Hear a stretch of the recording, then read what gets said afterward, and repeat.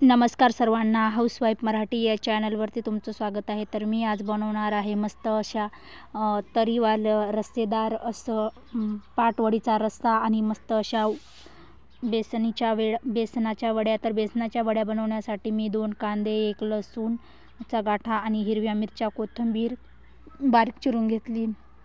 नंतर कढईमध्ये 1 पळी तेल घेतलं। तेल चांगलं तापवून घ्यायचं। तेलामध्ये जिरं, मोहरी, कांदा, हिरव्या मिरच्या आणि कोथिंबीर टाकायची। कोथिंबीर टाकून 2 मिनिटं मिक्स करून घ्यायचं।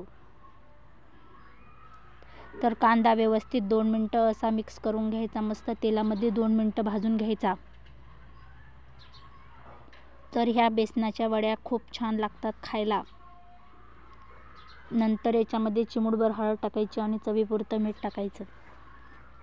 चवीपुरतं मीठ टाकायचं आणि व्यवस्थित 2 मिनिटं मिक्स करून घ्यायचं। 2 मिनिटं मिक्स करून घ्यायचं।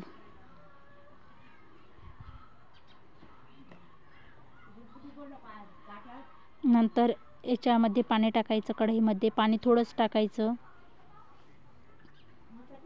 नंतर बेसन पिठाला उकळी आल्यानंतर बेसन टाकायचं आणि मस्त असं बेसन हाटून घ्यायचं। व्यवस्थित घट्टसर हे बेसन असं हाटून घ्यायचं। मस्त असं खूप छान बनतात ह्या बेसन पिठाच्या वड्या। तर मस्त असं घट्ट होईपर्यंत हे पीठ मस्त असं हाटून घ्यायचं, आळून घ्यायचं। तर ह्या पिठाच्या गिठोळ्या झालेल्या पण फोडून घ्यायच्या मस्त अशा।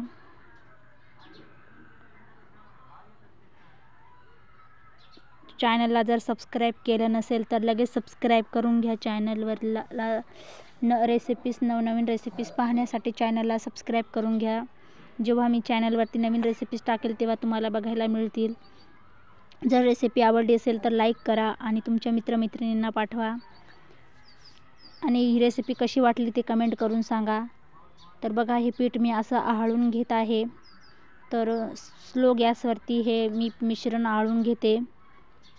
तर बघा खूप चांगलं असं आळलेलं आहे हे बेसन।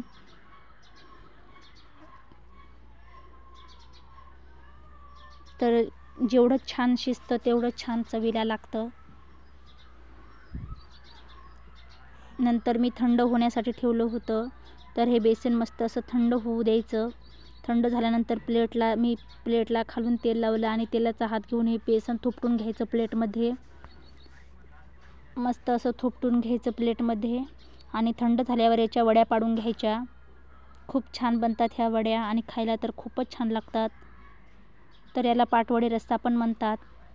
तर बघा मस्त अशा मी वड्या बनवून घेतल्या आहेत। आणि नंतर पाटवडीचा रस्सा बनवण्यासाठी मी 2 कांदे भाजून घेतले, 1 टोमॅटो, लसूण, हिरव्या मिरच्या आणि कोथिंबीर टाकायची आणि मिक्सरला बारीक करून घ्यायचं। तर मिक्सरला बारीक पेस्ट बनवून घेतली मी।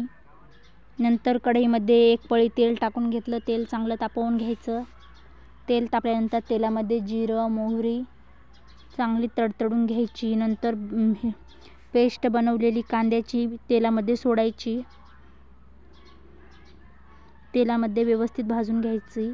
नंतर सर्व मसाले टाकायचे, लाल तिखट, हळद, चवीपुरतं मीठ, अंबारी मसाला, काळा मसाला, सर्व मसाले तेलामध्ये सोडायचे आणि 2 मिनिटं परतून घ्यायचे।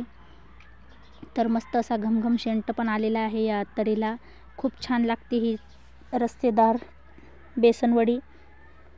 नंतर याच्यामध्ये मी पाणी टाकून घेते। थोडीशी कोथिंबीर टाकायची। कोथिंबीर टाकायची आणि मस्त अशी पाणी टाकून घ्यायचं।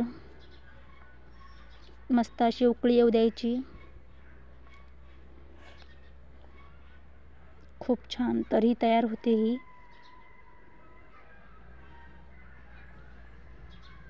तर बघा मस्त अशी तरी तयार झाली आहे, आली आहे। तर मी सर्व अशी रेसिपी बनवून घेतली आहे।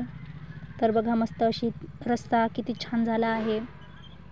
तर तुम्हाला जर ही रेसिपी आवडली तर कमेंट करायला विसरू नका आणि माझा पूर्ण व्हिडिओ बघितल्याबद्दल धन्यवाद।